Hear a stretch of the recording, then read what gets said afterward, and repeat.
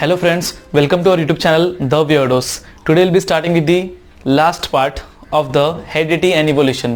That is सबसे पहला हमने ये देखा था इंट्रोडक्शन कि what basically heredity is. Second हम सबसे जो मेन हार्ट है चैप्टर का ट्रांसक्रिप्शन, ट्रांसलेशन, ट्रांसलोकेशन, उसको हमने स्टडी किया. Then we have studied the evolution. ठीक है, इवोल्यूशन है क्या and then evidences of evolution क्या है, वो थर्ड पार्ट था.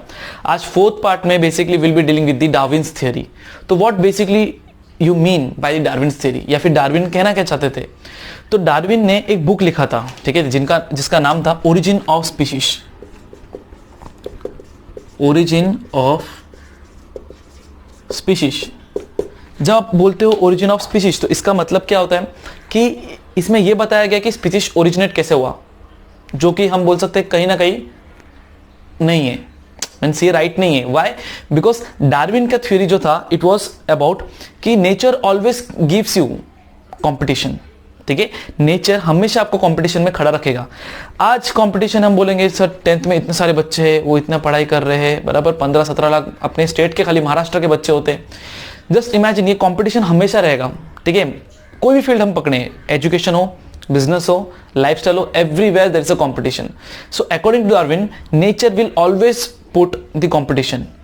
अब जो स्पीशीज होते हैं उनके लिए वो कंपटीशन क्या होता है, it can be construction also and destruction also. Means कुछ स्पीशीज क्या हो सकते हैं, उस कंपटीशन में एडवांटेजेस हो सकते हैं, और कुछ जो स्पीशीज हो सकते हैं वो उसमें उनको एडवांटेज ना फील हो. समझ रहे हो? जैसे नेचर में अभी समझो ऐसा होगा कि टेम्परेचर बहुत ज्यादा बढ़ गया, ठीक है, हीट हो गया टेम्परेचर, तो जो एनिमल्स हीट में सर्वाइव कर सकते हैं वो आराम से क्या करेंगे, बूस्ट करेंगे. लेकिन जो एनिमल्स हीट में सर्वाइव नहीं कर पाते उनके लिए क्या हो गया, ये क्या हो गया, एक तरीका कर्स हो गया. तो कहने का मतलब क्या है कि डार्विन की थ्योरी क्या बोलती है, there would be competition everywhere. जो स्पीशीज कंपटीशन में टिक पाया, न कि सिर्फ टिक पाया, लड़ पाया और जीत पाया, वो क्या होगा, हमेशा वो टिकेगा. ठीक है, अगर कोई कंपटीशन एग्जिस्ट करता है एंड इफ स्पीशीज में क्या होगा, जो स्पीशीज उस कंपटीशन में क्या होगा, विन हो गया, वो हमेशा टिकेगा. और जो विन नहीं हो पाया, जो कंपीट नहीं कर पाया, जो लूज हो गया, वो पेरिश हो जाएगा, मतलब वो चला जाएगा. ठीक है, जैसे फॉरेस्ट की बात करेंगे, फॉरेस्ट में हमेशा क्या होता है कि कंपटीशन होगा. ठीक है, कोई भी दो स्पीशीज के बीच में क्या होता है, कंपटीशन होता है. उस कंपटीशन में विन कौन होता है, ऑब्वियसली जो स्ट्रॉन्गर होता है. जैसे अगर मैं बात करूंगा लायन और एक लेपर्ड की बात करूंगा, तो लायन और लेपर्ड अगर मैं बात करूंगा तो समझो एक फॉरेस्ट में एक ही इलाका है. ठीक है, एक छोटा सा इलाका है जहां पे आपको ना डियर्स आते हैं, मतलब जो भी प्रे है, प्रे समझता है ना बच्चों, शिकार. तो डियर इज द शिकार and the lion and leopard are the शिकारी, दे आर प्रीडेटर. तो अब समझो लायन है एक जगह पे एंड आपका डियर है. अब क्या हो रहा है कि लायन के प्रेजेंस में लेपर्ड अटैक नहीं कर सकता है. क्यों नहीं अटैक कर सकता है, because lion is much stronger.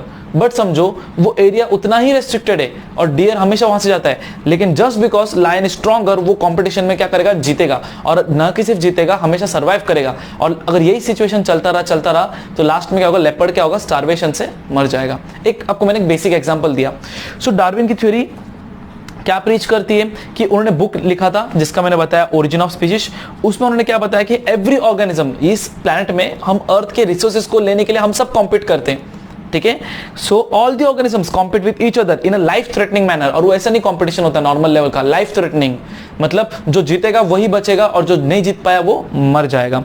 ठीक है, तो ये सब चीजें थी डार्विन की थियरी में. उन्होंने बताया था कि those who are fit they will live, they will survive, and those who are not fit for the respectable conditions they will die.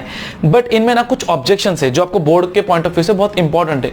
when I talk about कि objection to the Darwin's theory of natural selection, Darwin क्या बोलते हैं कि ये सब जो competition है ना, डिसाइड नेचर करता है हमेशा. और जो जीतेगा या तो जो सर्वाइव करेगा उसको भी, उस कैंडिडेट को भी कौन डिसाइड करता है, नेचर, जो कि 100% ट्रू नहीं है. First point, natural selection is not only the factor responsible for the evolution. खाली नेचुरल सिलेक्शन रहेगा क्या, अभी जैसे हम बात करेंगे, आज ह्यूमन इतना प्रॉस्परस है ना अर्थ में, हमने अर्थ की लिटरली बैंड बजा दी. आप सोचो क्या सच में नेचर ने हमको सिलेक्ट किया है कि नहीं, humans are the most advance creature, वो लोग ही सर्वाइव करने चाहिए, ऐसा नहीं है. ठीक है, तो आप खाली एक चीज पर रिलाय नहीं कर सकते कि नेचर ने सिलेक्ट किया है. नहीं, जो नेचर के अगेंस्ट जाके भी क्या हो सकता है, फाइट कर पाएगा, वो भी टिक पाएगा. ठीक है, अगर मैं ब्रॉडर सेंस में बात करूं तो अकेला नेचुरल फैक्टर नहीं है, बहुत सारी चीजें डिपेंड होती है। हेरिडिटी डिपेंड करता है, इवोल्यूशन डिपेंड करता है, जीन लेवल में क्या चेंजेस होते हैं, मॉडिफिकेशन डेवलप करते, तो हर चीज होती है, ठीक है। सो natural selection is not only the factor responsible for the evolution. Second point, Darwin did not mention any explanation about useful and the useless modification. If we talk about the humans, अगर हम humans की बात करें बच्चों, तो हमारा जो Claus था, ठीक है, बॉडी हेयर थे, ठीक है, ये सब क्या हो गया, फिर टेल्स था, ये सब गायब हो गया, ठीक है। तो ये हमारे जो ऐसे ऑर्गन्स थे तभी यूजफुल थे, लेकिन आज हमको हमारे नेचर के अराउंड, हमारे सराउंडिंग के हिसाब से ये हमारे लिए यूजफुल है क्या? नहीं है, ये यूजफुल नहीं है। तो सीधी बात है, बट इनके बारे में डार्विन ने बताया नहीं कि हमारे अंदर जो मॉडिफिकेशंस आए, ठीक है, ब्रेन लेवल में बात करो या फिर हमारे कुछ चीजें जो थी जो गायब हो गई, जो लॉस, हमारे कुछ ऑर्गन्स हमको सैक्रिफाइस भी करने पड़े इवोल्यूशन में गेन करने के लिए, और कुछ ऑर्गन्स हमारे मॉडिफाई भी हुए, जो सैक्रिफाइस करने पड़े दैट वाज यूजलेस, एंड जो हमको मिले मॉडिफाइड थे that were useful. But Darwin ने अपनी ओरिजिन ऑफ स्पीशीज में कहीं पे भी he had not mention about the useful and the useless modifications. Second, objection to the Darwin theory, objection, ठीक है। थर्ड वाला क्या है, there is no explanation about the slow and the abrupt changes. जब आप इवोल्यूशन की बात करते हो बच्चे लोग, तो उसमें मैंने आपको स्टार्टिंग वीडियो में बताया था कि इवोल्यूशन इज नॉट लाइक कि एक दिन में हो गया, it is a slow and gradual changes. तो डार्विन ने इसके बारे में नहीं बताया, he didn't explain about slow और स्लोली क्या क्या चेंजेस आए और वो क्यों आए with respect to the environment. So three part है, first is natural selection is not the factor only responsible for the evolution. He didn't mention about the useful and the useless modification. And the third point is there is no explanation about the slow and the abrupt changes that are taking place. ये तीन चीजें objection आपको exam में पूछ सकते हैं, but in सब को जब हम देखने के बाद भी स्टिल अगर हम बात करेंगे एक रेवोल्यूशनरी अगर चेंज की बात करें इवोल्यूशन में, तो ऑब्वियसली डार्विन का नाम पहले आता है, ठीक है, because of the Darwin's theory of the natural selection. Point समझा आपको, ठीक है। उसके बाद हमारा जो मेन पॉइंट है बच्चों, इट इज लैमार्किज्म, ठीक है, it is Lamarckism. When you talk about the Lamarckism, this theory was given by Jean Baptiste Lamarck, ठीक है, ये थ्योरी दिया किसने था? Jean Baptiste Lamarck. आप देख सकते हो आपके टेक्स्ट बुक में।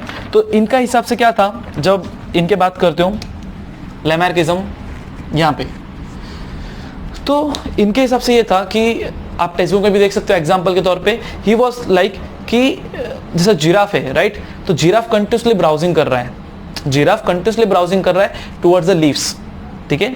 तो उसकी वजह से क्या हुआ कि जनरेशन टू जनरेशन सब ब्राउजिंग करते करते जिराफ का जो नेक था क्या हो गया, बढ़ गया।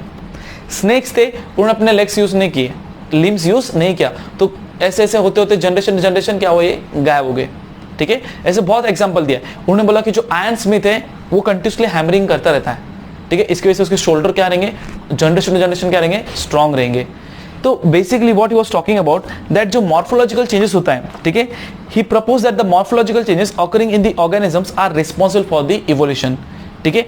और ये जो मॉर्फोलॉजिकल चेंजेस होता है, जैसे नेक चेंज हो गया, ठीक है, शोल्डर का स्ट्रॉन्ग हो गया आयरन स्मिथ का, बाद में स्नेक का आपका हैंड चले गया, लेग्स बोल गया, हम जो भी बोलते, तो लैमार्किज्म के हिसाब से, मतलब लैमार्क के हिसाब से क्या था कि जो भी इवोल्यूशनरी चेंजेस होते, मॉर्फोलॉजिकली जो भी चेंजेस होते, वो यूजफुल हो कि यूजलेस हो, बराबर, वो किस पे निर्भर करता है कि एक ऑर्गेनिज्म कितना एक्टिव है और कितना वो लेजी है। तो basically he was talking about the active and lazy, मतलब जिस ऑर्गन को हम ज्यादा यूज करेंगे वो क्या होगा, मॉडिफाई होगा, जिसको हम यूज नहीं करेंगे, उस पर हम ध्यान नहीं देंगे, वो धीरे धीरे क्या होगा, आपका क्या रहेगा, यूजलेस मॉडिफिकेशन होके निकल जाएगा। अब यहां तक तो ठीक था, ठीक है। उन्होंने और एक दो भी एग्जांपल दिए, आपके टेक्स्ट बुक से आप देख सकते हो। तो उन्होंने बताया कि जो विंग्स है, wings of the birds like ostrich and emu, अगर हम इनकी बात करेंगे तो ये लोग उड़ना उन्होंने बंद कर दिया, इसलिए आज इनके विंग्स क्या है, बहुत वीक है। So they don't have the enough capacity to go for the aerial modification, ठीक है। फिर ये मैंने डक्स की बात किया कि जो स्वैन होते हैं, डक्स होते हैं, इनके लेग्स स्ट्रॉन्ग की वजह से लोग कंटिन्यूसली स्विमिंग करते, ठीक है, इसलिए उनके लेग्स ज्यादा यूजफुल हो गए। तो ये सब जो था ना, इनका जो प्रिंसिपल था, it was of Lamarckism talked about acquired characters. किसके बारे में बात किया बच्चों, एक्वायर्ड कैरेक्टर्स, ठीक है। और ये जो थ्योरी है, ठीक है, ये एक्सेप्टेबल है, कुछ हद तक एक्सेप्टेबल है कि अगर एक ऑर्गेनिज्म, लिविंग ऑर्गेनिज्म अपने लाइफ में कुछ मॉडिफिकेशंस को अपनाता है, राइट, अपनाता है मतलब ऐसा नहीं कि आ गया तुम्हारे अंदर, हाँ मैंने अपना लिया, नहीं, आप उसके लिए मेहनत करते हो, आप उसके लिए स्ट्राइव करते हो, तो आपके अंदर वो मॉडिफिकेशन आएंगे, लेकिन इसका कोई भी प्रूफ नहीं कि वो जो मॉडिफिकेशन आपके अंदर आपकी मेहनत की वजह से आए वो आपके किड के अंदर भी आएगा। एंड लैमर्किज्म ने थ्योरी का नाम ही क्या रख दिया, the inheritance of the acquired characters, या फिर लैमर्किज्म मतलब मैंने अपने लाइफ में जो कैरेक्टर्स को मैंने एक्वायर किए वो कैरेक्टर्स को मैं अपने बच्चे में ट्रांसफर करूंगा। तो ऐसे कहने के मतलब तो जो ब्रूस ली, अगर आप बात करो ब्रूस ली ने इतना मेहनत किया था, तो जरूरी है क्या कि उसका जो किड रहेगा वो भी उतना पावरफुल रहेगा। जस्ट एक एग्जांपल के तौर पे बात करता हूँ, एक जो साइंटिस्ट है वो लाइफ टाइम तक उसने क्या मेहनत किया और he became one of the greatest scientist, तो जरूरी है उसका किड भी बनेगा? नो। तो it totally depends upon a individual. So एक जो फैक्टर है हम लैमर्किज्म का हम जो एक्सेप्ट कर सकते हैं वो ये है कि development of the organs due to specific activities, मतलब कोई एक ऑर्गन अगर डेवलप हो रहा है, आप कंटिन्यूसली उस पर काम कर रहे हो तो वो मॉडिफाई होता है, और कोई ऐसा ऑर्गन है जिस पर आप काम नहीं कर रहे हो तो वो क्या होता है, यूजलेस मॉडिफिकेशन, मतलब वो गायब होता है, डीजनरेट होता है ड्यू टू द लेजीनेस, या फिर आप उस पर काम नहीं करते हो। वहां तक आप एक्सेप्ट कर सकते हो लैमर की थ्योरी को, ठीक है, it was widely accepted. But अगर आप बोलोगे वो जो ट्रांसफर ऑफ कैरेक्टर्स आपका आपके जनरेशन से आपके नेक्स्ट जनरेशन में होता है, then it is totally wrong. ये जो चीज था रिजेक्ट हुआ था, एंड इसके लिए उसको रॉन्ग प्रूफ करने के लिए बहुत सारे साइंटिस्ट ने बहुत सारे काम किए थे। दे वर लाइक कि नहीं चलो एक काम करते हैं, हम जो रैट लेते, रैट के हम पूछ को काटते 28 जनरेशन तक, तो हम जब हम बार बार काटेंगे उसका पूछ तो क्या होगा, नेक्स्ट जो रैट रहेगा उसके पूछ आएगा नहीं, ऐसा एक साइंटिस्ट ने किया था। लेकिन फिर भी 28 जनरेशन बाद भी वो रैट का पूछ आया। तो ये प्रूफ करने के लिए कि ऐसा नहीं होता है, you can acquire the characters but there is no proof that the characters that you have been acquired it will be inherited to your next generation. So this was basically about the Lamarckism. So the Lamarck theory was disapproved. Half तक उसका हम मान सकते, useful useless modification होता है, लेकिन उसको आप नेक्स्ट जनरेशन में भेजते हो, दिस इज नॉट एक्सेप्टेबल, ठीक है। तो इसके लिए हम क्या बोलते हैं, the living organism can transfer the character which it has acquired to next generation, जो इन्होंने बताया ancestry of the acquired characters. तो this was about the Lamarckism. तो आज हमने बच्चों क्या पढ़ा, डार्विन्स थ्योरी और लैमर्किज्म थ्योरी।